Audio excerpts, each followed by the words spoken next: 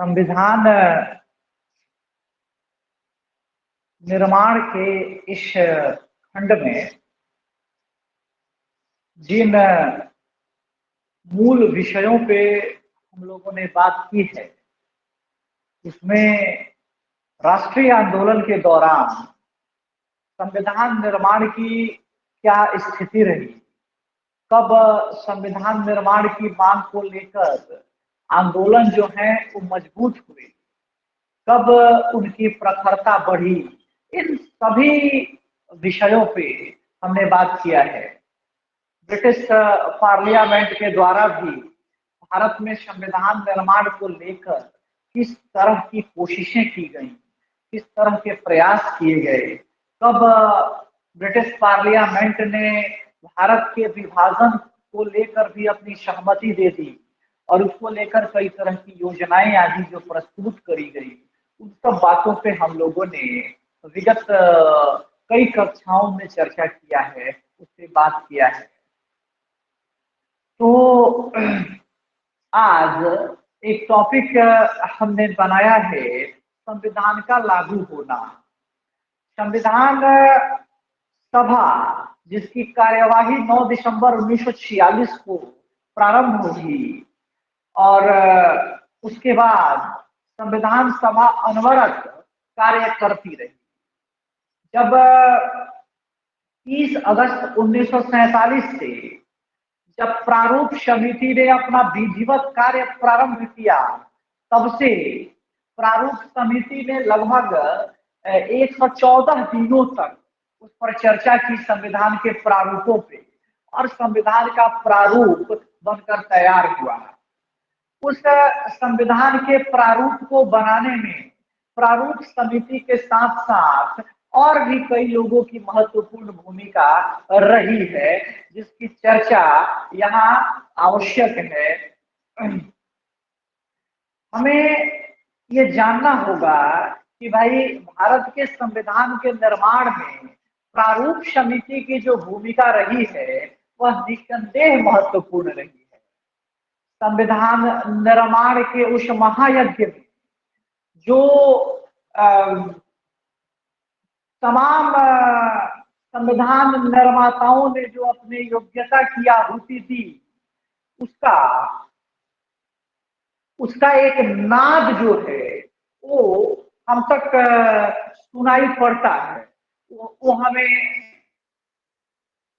कर रहा है, हमारी कानों में उसके नाद आज तक सुनाई पड़ रहे हैं।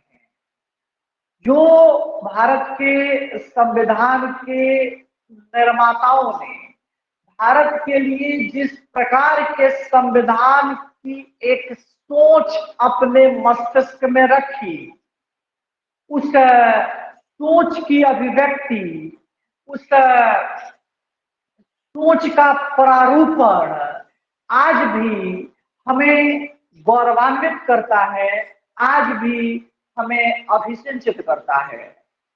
आज जिस प्रकार से भारत एक विविधताओं का देश है, एक अनेकता में एकता जिसको कहा जाता है, उस एकता को स्थापित करने में, उस वैविध्यपूर्ण वातावरण में, उस एक एकतापूर्ण मनोभावना के विकास में हमारे संविधान ने जो आदर्श हमारे सामने रखा है, पूरे वैश्विक समुदाय के सामने रखा है, वह निस्संदेह एक अप्रतिम उद्देश्य है।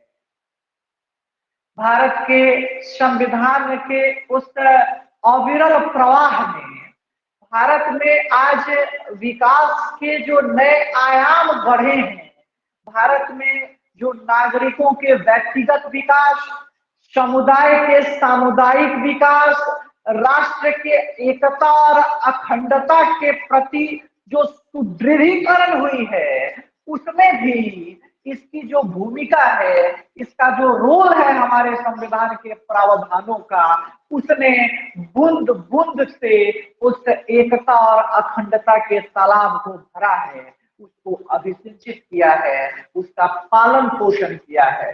क्योंकि जिस समय हमारे देश का अभ्युदय हो रहा था, जिस समय हम ब्रिटेन के लगभग 200 वर्षों की गुलामी के बाद हमारा अभ्युदय हुआ, हम जन्म ले रहे थे, एक तरह से वो हमारा नव जन्म था, जो इतने बड़ी शोषण और संताप से बाहर निकल रहे थे हम।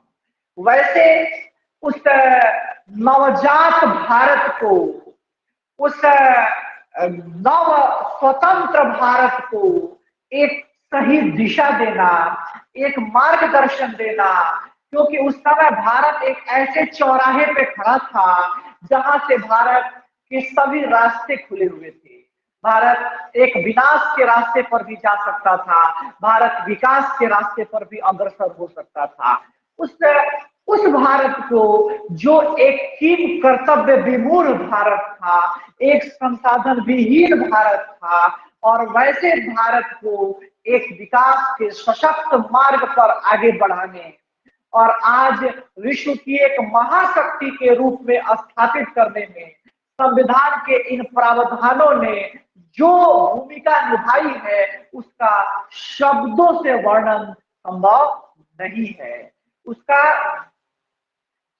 और उसमें जो संविधान निर्माताओं का रोल रहा है, उसमें जो हमारे फाउंडिंग फादर्स की भूमिका रही है, उस भूमिका को भी हम नजरअंदाज नहीं कर सकते, उसको हम छोड़ नहीं सकते।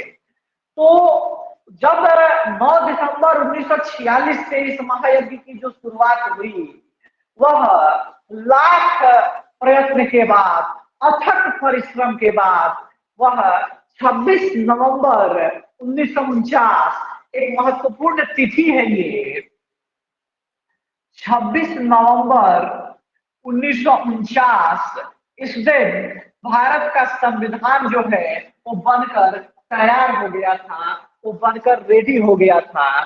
और भारत का संविधान जो 26 नवंबर 1949 को बनकर तैयार हो गया था, इस दिन भारतीय संविधान को अंशतः लागू भी कर दिया गया।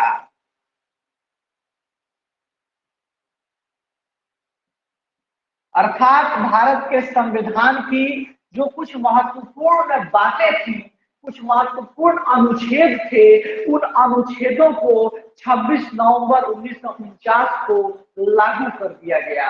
जैसे नागरिकता से संबंधित अनुच्छेद रहे, जैसे निर्वाचन से संबंधित अनुच्छेद रहे, ये कई सारे आर्टिकल्स जो हैं वो इस दिन 26 नवंबर 1949 को लागू भी कर दिए गए।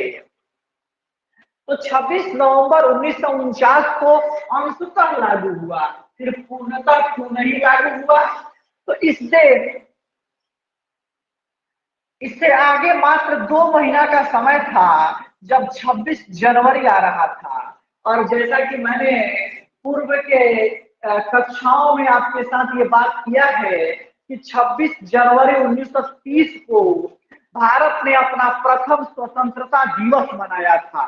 जैसा कि यह उल्लिखित है इतिहास के पन्नों में कि जब 1929 में लाहौर में अधिवेशन हुआ था पंडित जवाहरलाल नेहरू के नेतृत्व में, तो उस लाहौर अधिवेशन में यह निर्णय लिया गया था कि 26 जनवरी 1930 को स्वतंत्रता दिवस मनाया जाएगा। और उसी निर्णय के परिणाम स्वरूप, उसी निर्णय के फलस्वरूप 26 जनवरी 1930 को भारत ने अपना पहला स्वतंत्रता दिवस मनाया था। और यही वजह था कि उस दिन को ऐतिहासिक महत्व प्रदान करने के लिए, उस दिन को ऐतिहासिक महत्व देने के लिए, जब भारत का संविधान 26 नवंबर 1949 को बनकर तैयार हो गया और उसके बाद यह तिथि बहुत ही करीब थी, तो निर्णय लिया गया कि इसी तिथि को भारत के संविधान को पूर्णतः लागू किया जाएगा, भारत को एक रिपब्लिक डिक्लेयर किया जाएगा, एक गणतंत्र घोषित किया जाएगा, और उसी दिन भारत के एक नए युग की शुरुआत होगी।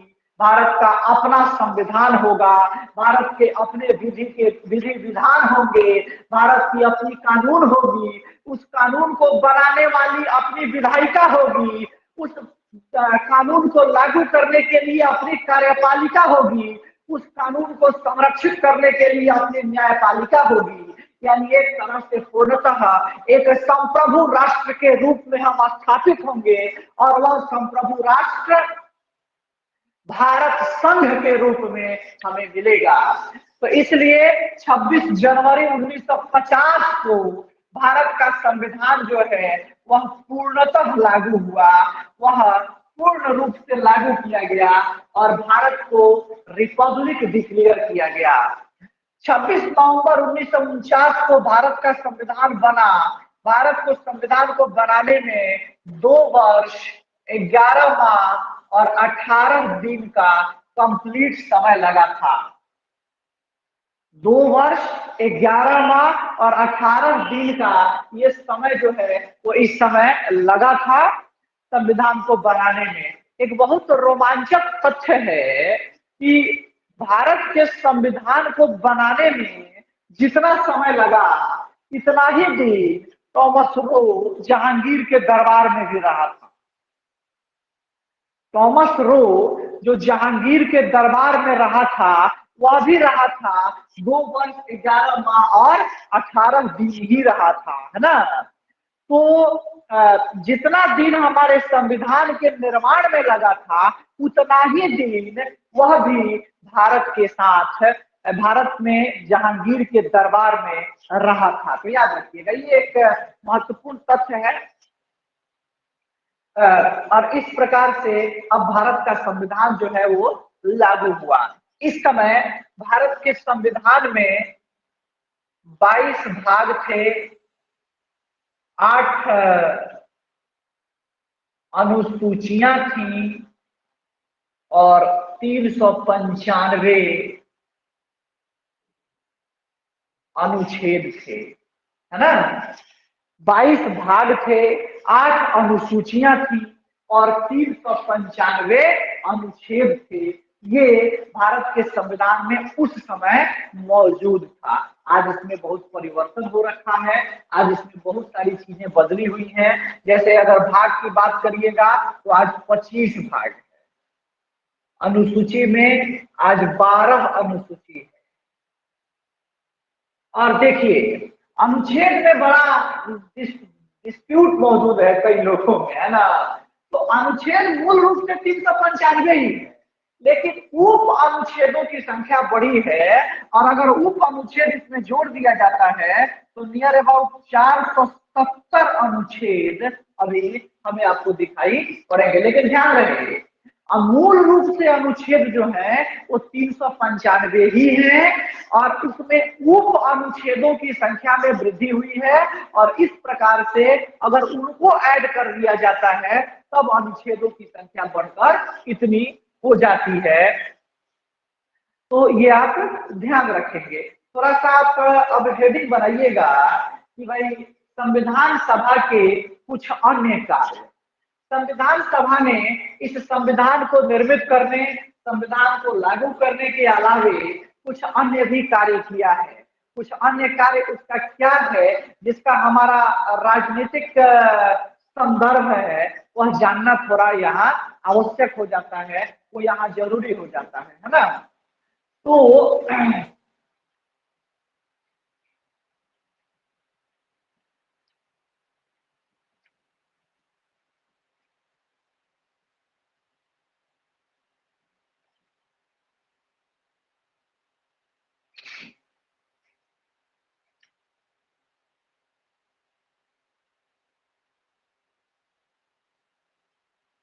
देखिए एक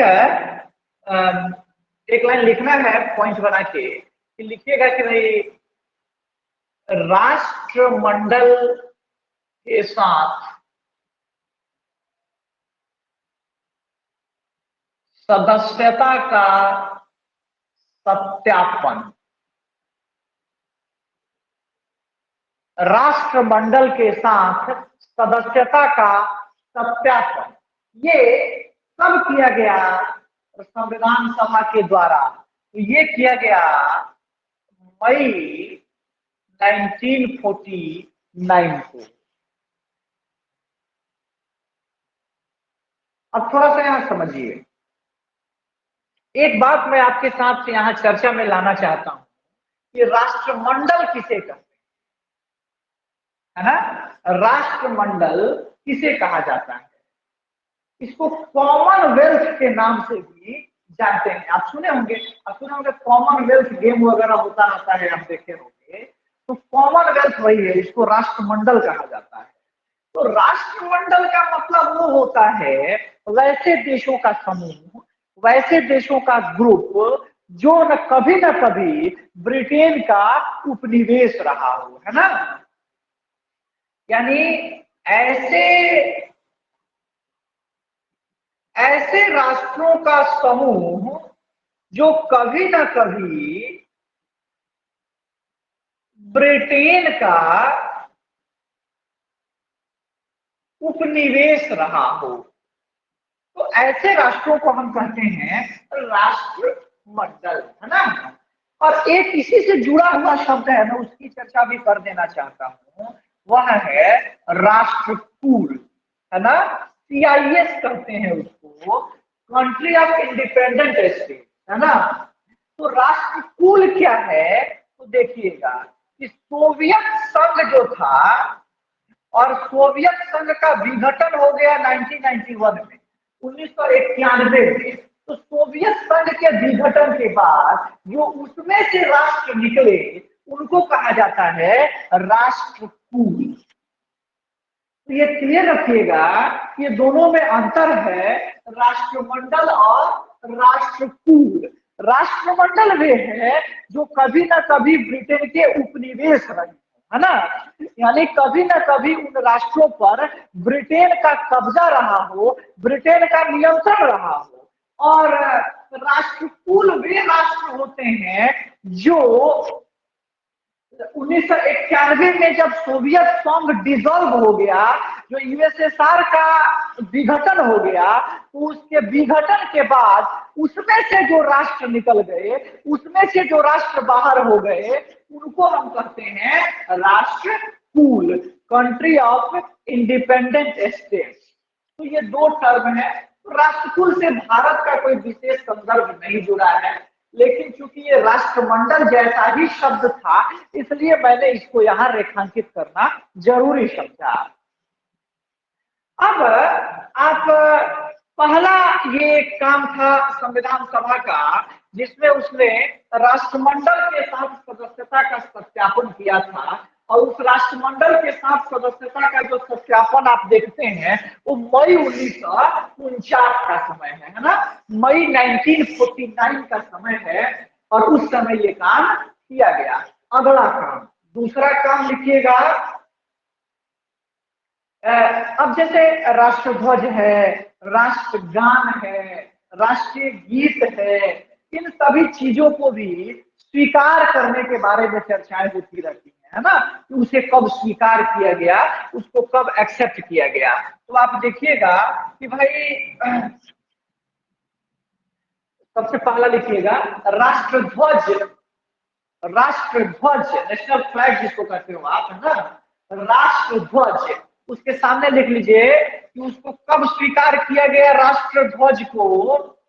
तो राष्ट्रध्वज को 22 जुलाई 1947, 22 जुलाई 1947 को संविधान सभा ने स्वीकार कर दिया, है ना। यानी भारत का जो आज राष्ट्रध्वज आप देखते हैं, जिसमें 3 कलर है और बीच में अशोक चक्र बना हुआ है, वह जो राष्ट्रध्वज है उसको स्वीकार किया गया 22 जुलाई 1947 को, उसको एक्सेप्ट किया गया। नेक्स्ट पॉइंट, अगला राष्ट्रीय गीत। राष्ट्रीय गीत,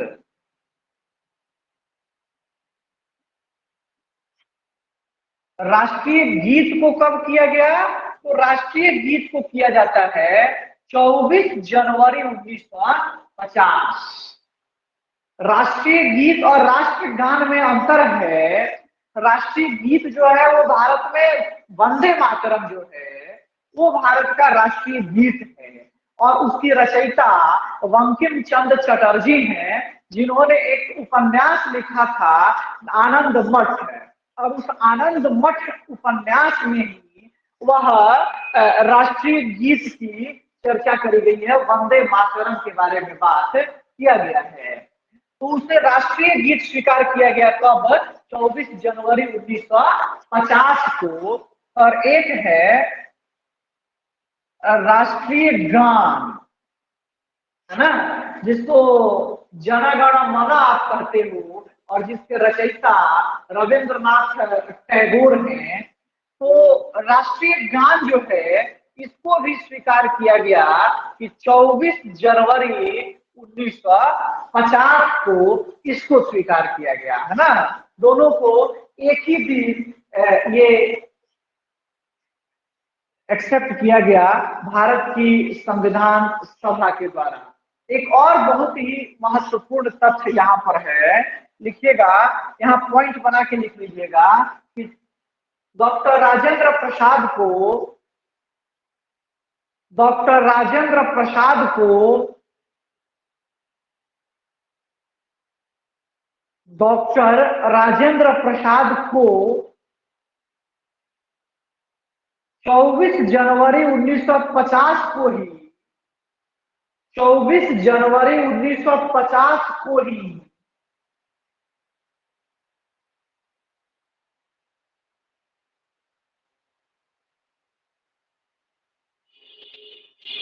प्रथम राष्ट्रपति के रूप में मनोनीत किया गया। प्रथम राष्ट्रपति के रूप में मनोनीत किया गया।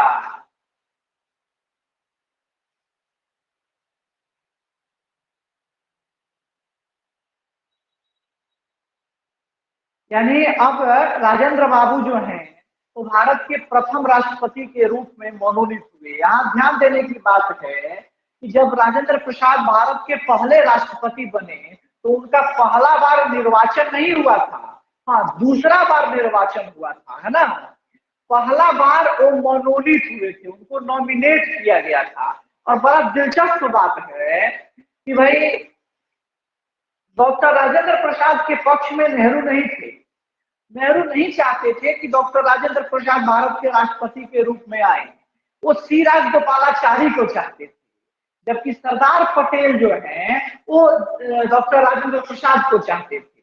डॉक्टर राजेंद्र प्रसाद ही भारत के प्रथम राष्ट्रपति के रूप में नॉमिनेट हुए, उन्हीं को नॉमिनेट किया गया। और यह गौरव इस बिहार की धरती को मिला, जिस बिहार ने भारत के प्रथम राष्ट्रपति को दिया। और डॉक्टर राजेंद्र प्रसाद जो संविधान सभा के अस्थायी अध्यक्ष भी थे, डॉक्टर राजेंद्र प्रसाद के नेतृत्व में भारत के लिए इस संविधान का निर्माण भी हुआ था। तो पहली बार उनको मनोनीत किया गया था, ये ध्यान रखिएगा, पहली बार निर्वाचन नहीं हुआ था। इस प्रकार से ये संविधान सभा के कुछ अन्य कार्य थे जो संपन्न हुए। मई 1949 में राष्ट्रमंडल के साथ सदस्यता का सत्यापन किया गया। यानी इसमें स्पष्ट बात है कि भाई भारत राष्ट्रमंडल का सदस्य रहेगा, इस बात को संविधान सभा ने स्वीकार कर लिया मई 1949 में। राष्ट्रध्वज को स्वीकार किया 22 जुलाई 1947 को। राष्ट्रीय गीत को स्वीकार किया 24 जनवरी 1950 को। राष्ट्रीय गान को स्वीकार किया 24 जनवरी 1950 को। और 24 जनवरी 1950 को ही डॉक्टर राजेंद्र प्रसाद को भारत का प्रथम राष्ट्रपति मनोनीत किया गया और भारत को एक गणराज्य घोषित किया गया, एक रिपब्लिक घोषित किया गया। भारत को एक गणराज्य घोषित किया गया। गणराज्य का क्या मतलब है, गणराज्य का क्या अर्थ होता है, रिपब्लिक का क्या मीनिंग होता है।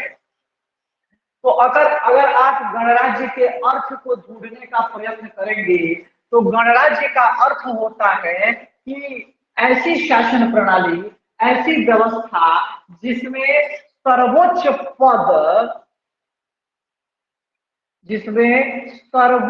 पद जनता द्वारा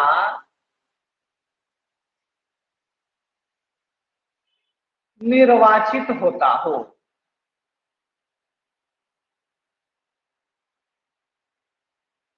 गणराज्य एक ऐसी शासन प्रणाली है जिसमें सर्वोच्च पद जनता के द्वारा निर्वाचित होता है, वह चाहे प्रत्यक्ष ढंग से हो या अप्रत्यक्ष ढंग से हो, है ना।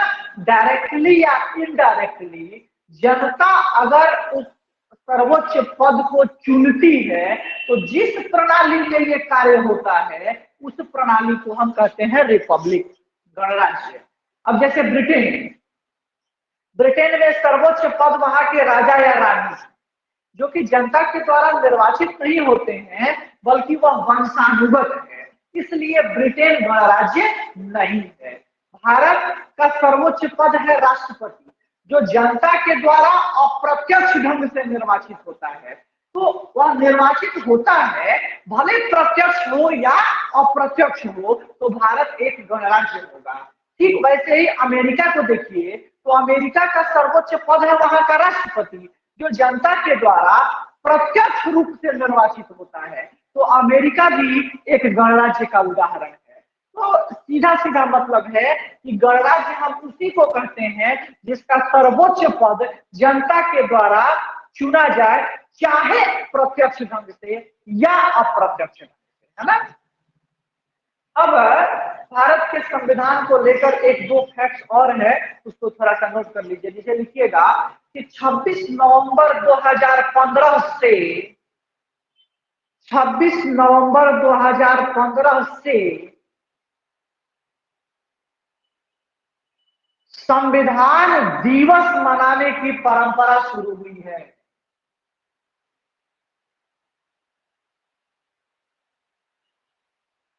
संविधान दिवस मनाने की परंपरा शुरू हुई है। ये बहुत महत्वपूर्ण बात है, ध्यान रखिएगा। 26 नवंबर 1949 को हमारा संविधान बनकर तैयार हुआ और वह आंशिक रूप से लागू भी हुआ, परंतु भारत में उस समय से 2015 तक 26 नवंबर को संविधान दिवस के रूप में नहीं मनाया जाता था, जबकि 26 नवंबर 2015 से यह परंपरा शुरू हुई कि अब 26 नवंबर को प्रतिवर्ष संविधान दिवस मनाया जाएगा, कॉन्स्टिट्यूशन डे मनाया जाएगा, और वह मनाया जा रहा है प्रत्येक वर्ष, है ना। एक चीज और लिख लीजिए, 15 सितंबर 2015 को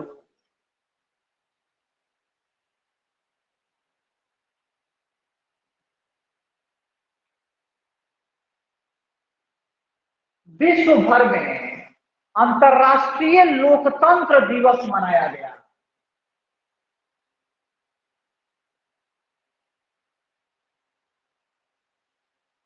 है ना।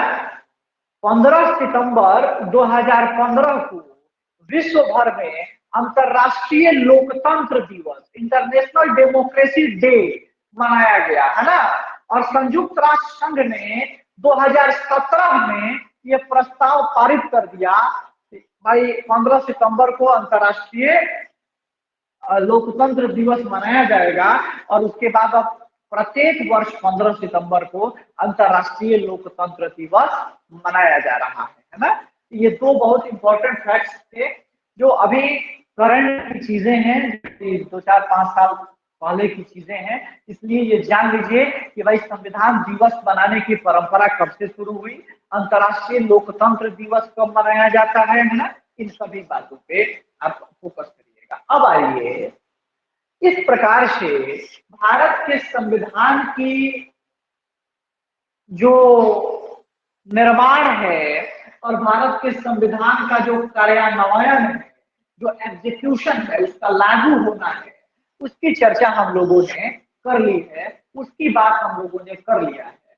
अब हम लोगों को देखिए प्रीलिम्स के दृष्टिकोण से तो ये चीजें कंप्लीट हो गई, लेकिन मुख्य परीक्षा के लिए कुछ चीजें इसमें हैं जिसकी चर्चा करना आवश्यक है, जिसकी चर्चा करना जरूरी है ना। तो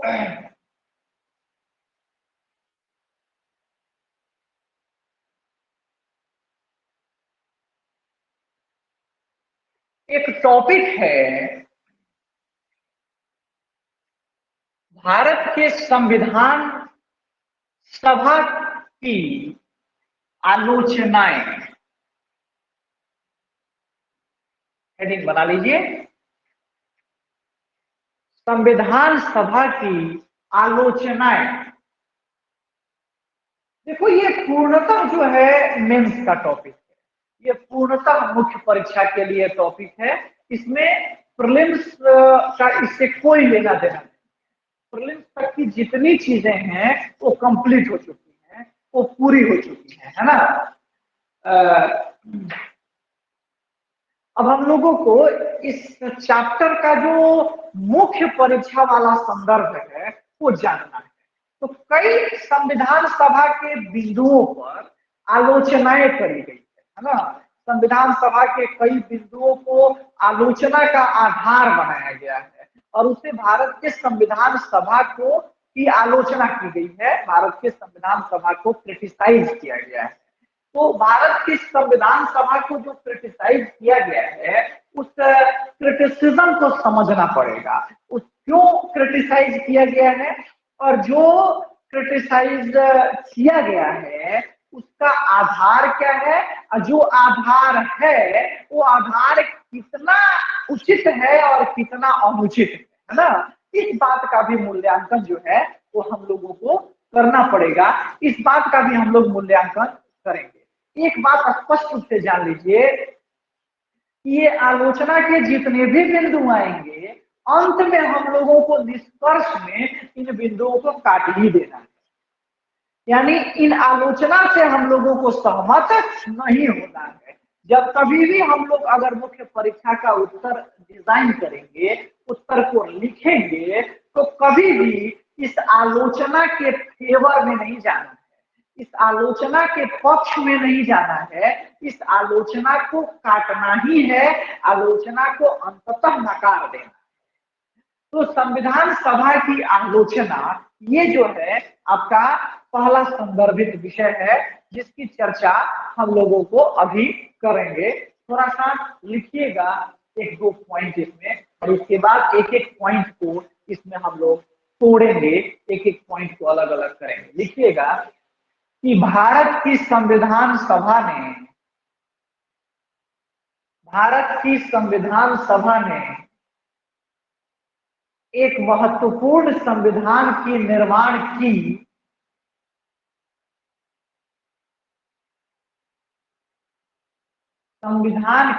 एक महत्वपूर्ण संविधान की निर्माण की और इसी क्रम में संविधान सभा के गठन को लेकर कई प्रश्न उठ खड़े हुए।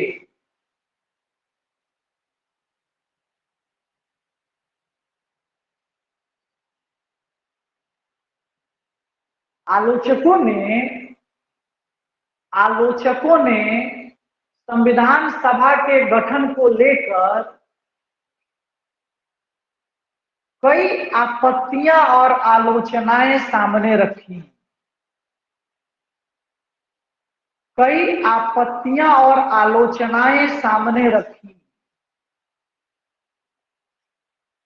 है ना। अब उसमें पहला आलोचना का पॉइंट है संविधान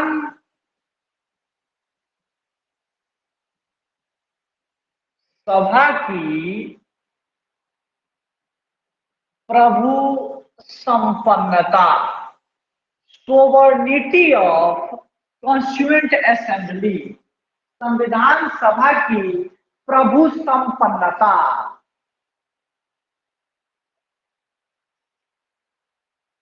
चलिए अब ये प्रभु संपन्नता वगैरह क्या है इसको कल बात करेंगे, है ना। कल ये फ्रेश टॉपिक के साथ इसकी शुरुआत की करी जाएगी, है ना। इसी पे कल से हम लोग बात करेंगे।